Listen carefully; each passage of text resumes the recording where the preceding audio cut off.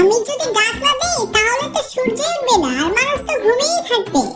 বাহ, এই গর্ব আমার কাছে পুরনো খবর।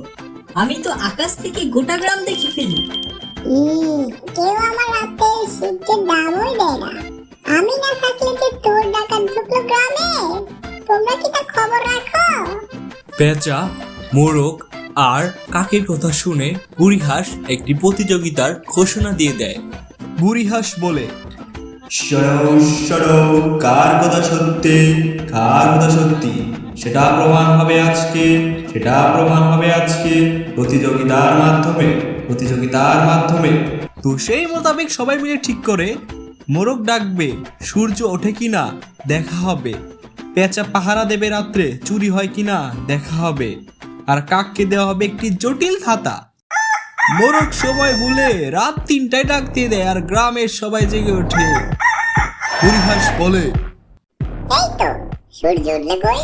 পাহারা দিতে গিয়ে ভুলে নিজের ডানায় নিজেই বাধা পড়ে যায়। চোর এসে হাতের সব ডিম চুরি করে নিয়ে যায়। কাক দাদার কাগজ দেখে বলে, এগুলো তো আমি সেই ছোটবেলা থেকেই খেয়ে আসছি, আজকেও খেয়ে নিব। কত মজা কাকা। বুড়ি হাঁস বলে, তোমরা সবাই কিছু না কিছু পারো, কিন্তু একা একা নয়, সবাই মিলে সব হয়, একতাই বল।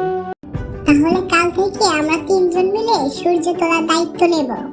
আমি পাহারা দেব, তবে কফি নিয়ে। আর কাক বলে, আর আমি থাকবো টিকটকে লাইভ।